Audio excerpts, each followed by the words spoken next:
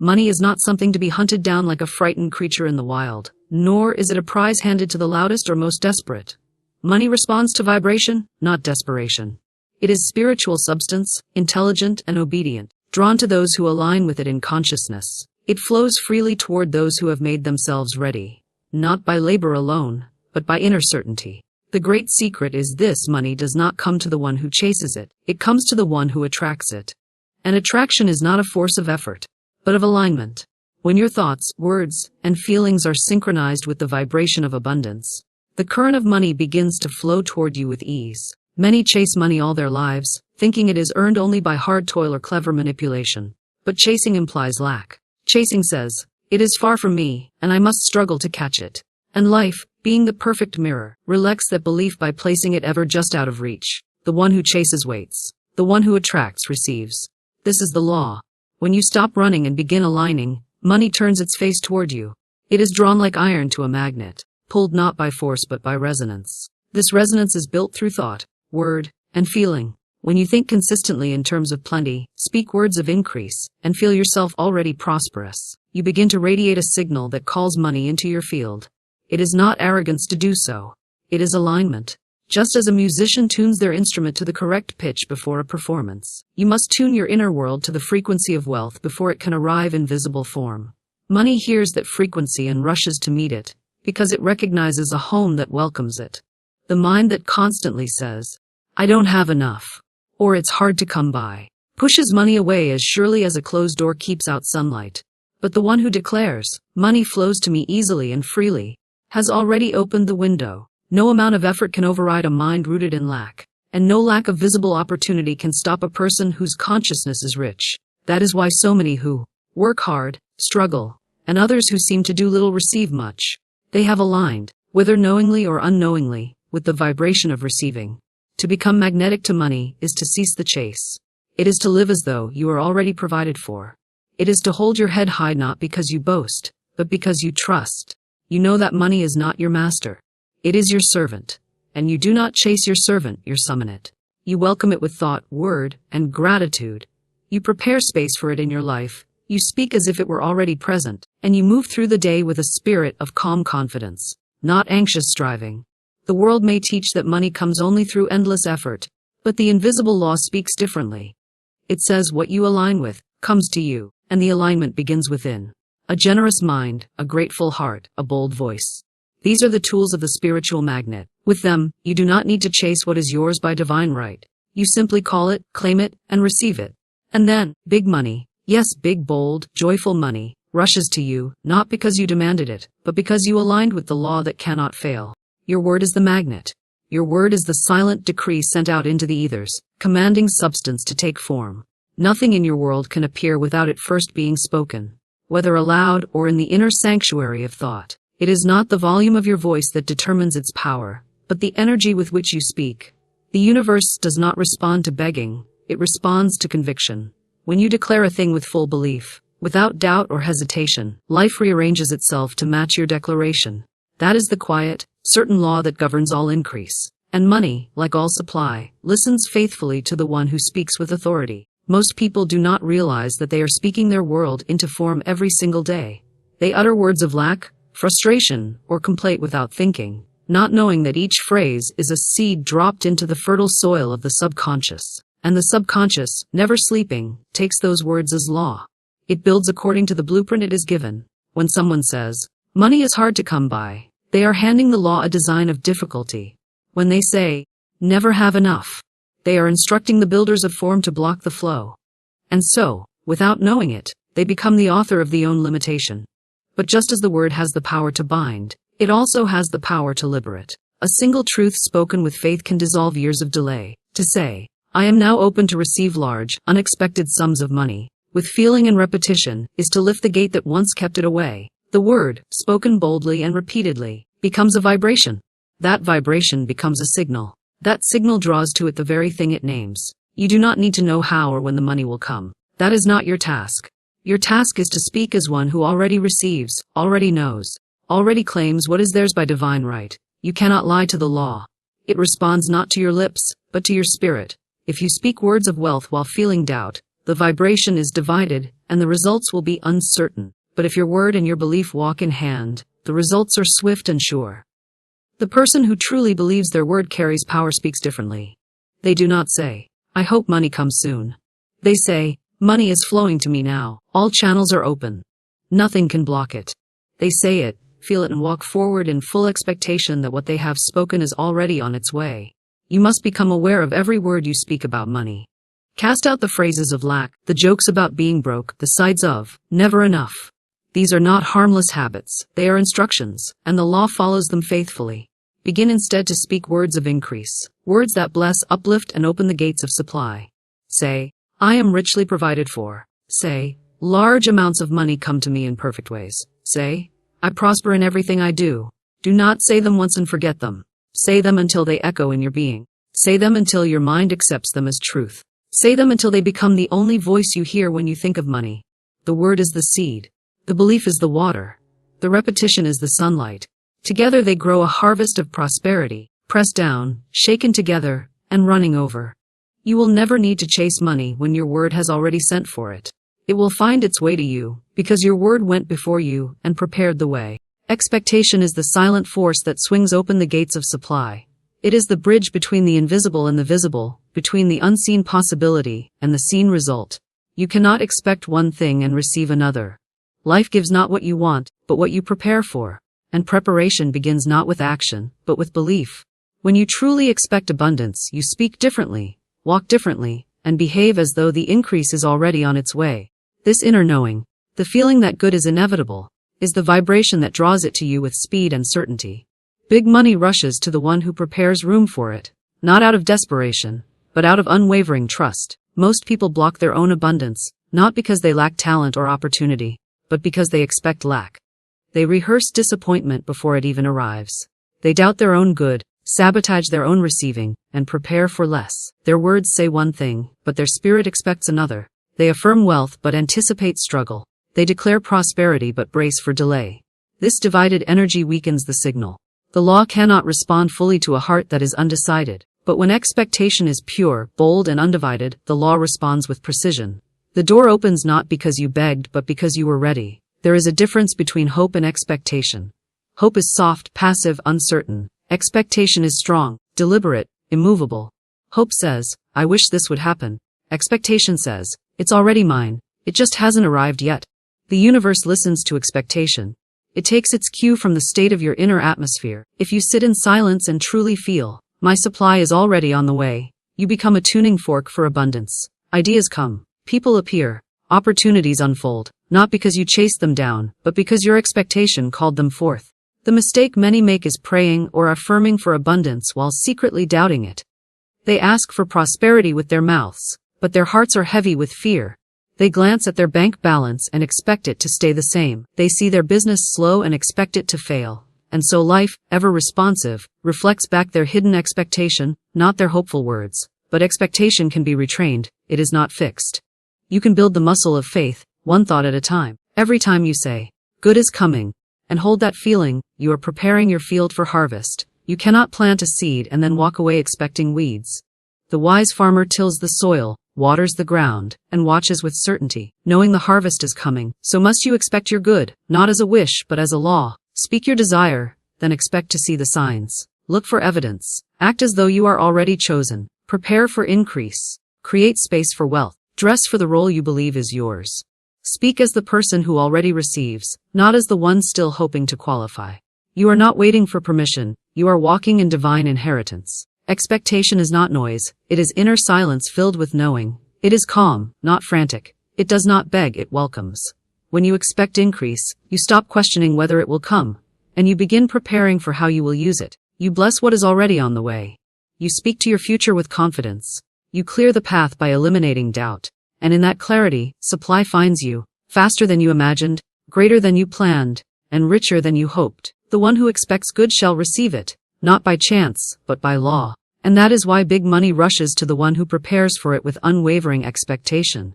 Gratitude is the golden oil that keeps the machinery of manifestation running smoothly and without resistance. It is not merely a polite response to something received. It is the magnetic force that draws more to be thankful for. When you live in gratitude, not just for what is visible, but for what is invisible and unfolding. You create an energy field that cannot help but multiply your good. The thankful heart is a fertile heart, and from it springs the increase that money responds to with astonishing speed. Gratitude is the vibration of already having, already receiving, already living in the overflow. It turns even the smallest blessing into a beacon that summons greater abundance. Those who grumble over little are unknowingly pushing away much. The complaint, the sigh of frustration, the bitterness over what hasn't yet arrived. All of it closes the channel through which supply flows. The law cannot be mocked, nor can it flow through resentment. When you curse your current conditions, you freeze the progress of change. But when you bless your current circumstances, even if they appear lacking, you release the power of transformation. Gratitude is not about ignoring what feels difficult. It is about choosing to focus your energy where growth can happen. It is the art of turning your attention toward expansion rather than contraction. When you begin your day with gratitude for what is already in your hands, you declare to the universe, I am ready for more, but not from lack, from fulfillment. Gratitude says, I recognize the good, I amplify the good, and I expect more good. This vibration is irresistible to the law of supply. It reads your thankfulness as a signal that you are ready to receive without fear. Big money does not move toward a heart heavy with dissatisfaction. It moves toward the one who looks at a modest coin and sees the doorway to fortune. It is not the amount in hand that attracts increase. It is the spirit with which you hold it. Give thanks before evidence arrives. That is the true act of spiritual mastery. Thank the unseen as if it is already seen. Bless the outcome before it takes shape. Speak as if your bank account overflows. Rejoice as if your opportunities are already unfolding in perfect ways. This is not fantasy. It is alignment. The person who gives thanks ahead of time is declaring faith in the invisible, and faith, mixed with gratitude, becomes a spiritual solvent that dissolves delay. The moment you shift from asking to thanking, from doubting to praising, the doors that seemed closed begin to swing open. There is a rhythm to gratitude that builds upon itself. The more you express it, the more you see to be grateful for. It creates a current of receiving. It opens the eyes of your mind to recognize the hidden channels already at work. The very air you breathe becomes sacred. The coins in your wallet take on a golden shine. The people you once overlooked become messengers of abundance. The email, the phone call, the seemingly small event. Each one is seen not as ordinary, but as a divine delivery wrapped in human disguise. Gratitude transforms your inner world, and the outer must follow. It is the key that unlocks unexpected favor, divine timing, and effortless prosperity. It turns every day into a doorway. It shifts your frequency from to hope, I receive. And in that frequency, money no longer delays. It moves swiftly, joyfully, and without hindrance. Not because you demanded it, but because you became a vessel fit to carry it. Gratitude polishes the soul, and a polished soul reflects light. In that light, wealth is drawn, not as a visitor, but as a permanent resident. Big money rushes not to the one who complains about lack, but to the one who gives thanks in the face of it and thereby dissolves it completely. Abundance is not a prize that must be earned. It is a divine inheritance that must be claimed. You are not meant to struggle for your good, you are meant to align with it. When you come into spiritual alignment, you no longer work against the current of your own blessings. You step into the natural flow of increase, not as a servant beginning at the door, but as a rightful heir who knows that supply is not outside of them, but within. The world teaches that wealth is a result of force, hustle, and constant striving. But true prosperity comes to the one who has inwardly agreed with abundance, who has silenced the noise of unworthiness, and who has accepted supply as a spiritual truth rather than a distant reward. To align with abundance is to remember your source. You are not sustained by people, by markets, or by systems. You are sustained by a higher law, a divine current that never runs dry. When your heart is anchored in this truth, fear begins to dissolve. Fear is the great disaligner. It tricks the mind into thinking that something must be chased, controlled, or deserved. But when you return to the knowing that all things needed are already prepared, already designed, already on their way, then you rest. And in that rest, you receive.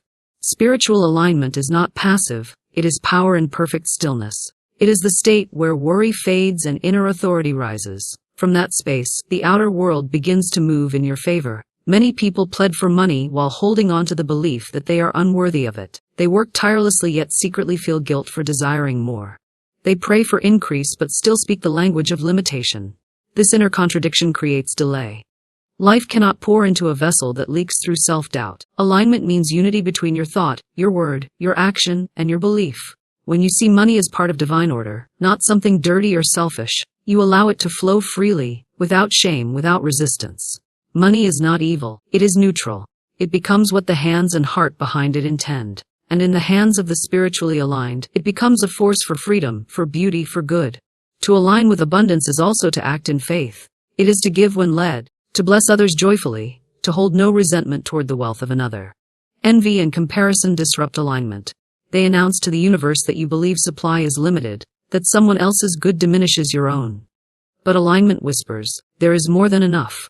What is mine is on its way, and what is yours does not delay mine. In this consciousness, you attract without forcing. You move in grace. You listen to intuition rather than panic. You walk into rooms expecting favor, not rejection. And you speak with the tone of one who already holds the receipt for the thing not yet visible. There is no scarcity in the divine. There is only flow. And when you think, speak, and live from this truth, you dissolve the illusion of lack. You begin to notice opportunities where others see obstacles. You see closed doors as divine redirections. You release the need to control and instead align with trust. And this alignment, quieted as it may seem, becomes a roar in the unseen. The law takes notice. Circumstances begin to shift. Money begins to move. Not from effort alone, but from the invisible agreement you've made with abundance. You cannot chase what is already yours. You need only align with it. Speak the language of increase. Walk with the posture of provision. Let your thoughts, feelings, and choices all testify. I am aligned with wealth in every form. I expect it. I receive it. I share it. I live it. And when this becomes your truth, not just in words, but in vibration, money rushes to you not as a stranger, but as a long-awaited guest finally invited to take its rightful place at your table. Certainty is the secret ingredient that activates the law of abundance. It is not wishful thinking, nor is it blind hope. It is a calm and unwavering knowing that what you have declared is already done in the unseen, and must soon appear in the seen. When your inner conviction becomes unshakable, the outer world rearranges itself to reflect that inner truth. Money does not move toward confusion or hesitation. It moves toward clarity, decisiveness, and spiritual confidence. When you speak with certainty, when you act as though what you desire is already yours, you send a signal to the universe that is impossible to ignore. The law responds not to desperation, but to the authority of belief. Most people speak their desires while carrying within them a hidden undercurrent of doubt. They affirm abundance but secretly wonder, will it really happen for me? That doubt, no matter how small, becomes a static interference in the signal of manifestation. It tells the law to hold back, to pause, to wait for your energy to become clear. But when you remove the question mark from your mind and replace it with a period of truth, when your word becomes final and unwavering, the power within you activates fully. Certainty is not arrogance. It is spiritual alignment. It is the full embrace of your divine right to receive. It is a declaration from the soul that says, I am no longer hoping, I am knowing. Certainty gives form to the invisible. It takes the raw material of intention and turns it into blueprint, and the blueprint into reality. When you move in certainty, you begin to walk differently. You speak differently. You invest differently. You treat yourself and your environment as though you are already the person who has received the thing you've asked for. And because your actions match your belief, the law has no choice but to comply. Life mirrors your certainty. It does not hesitate when you are firm in your truth. The problem for many is not that they don't know what they want. It's that they wobble in and out of believing they can have it. That wobble is what delays manifestation. A person who holds certainty in the face of delay is a spiritual powerhouse. They do not collapse at the first sign of resistance. They do not entertain the voice of fear that whispers, it's not working. They remain steadfast, unmoved, unbothered. They understand that the timing of the outer must match the readiness of the inner. And so they wait, not with frustration, but with assurance. They know that what they desire is not just possible, but inevitable. Their certainty becomes a gravitational pull that draws people, resources, ideas, and money into their field. And they receive with grace because they already received it long ago in the invisible. When you decree a thing with full conviction, you stamp your energy with authority. The moment you say, I am wealthy, and believe it in the bones of your being, the law begins to set the pieces in motion. You may not see the results immediately, but certainty does not require instant proof. Certainty holds the line until the evidence catches up. The spiritually mature do not panic in the waiting. They praise, they prepare, they continue in faith, and their vibration remains high because they know the outcome is sealed. Certainty turns the ordinary into the extraordinary. It gives weight to your words and magnetism to your presence. It silences the inner critic and drowns out external doubt. It does not ask for permission or approval. It simply says, This is mine by divine right. And so it is. When your word holds the energy of absolute truth, the entire universe conspires to bring it into form. Big money does not rush to the unsure, the hesitant, or the double-minded. It rushes to the one whose inner world already contains the fortune. Because where the mind has gone, the money must follow.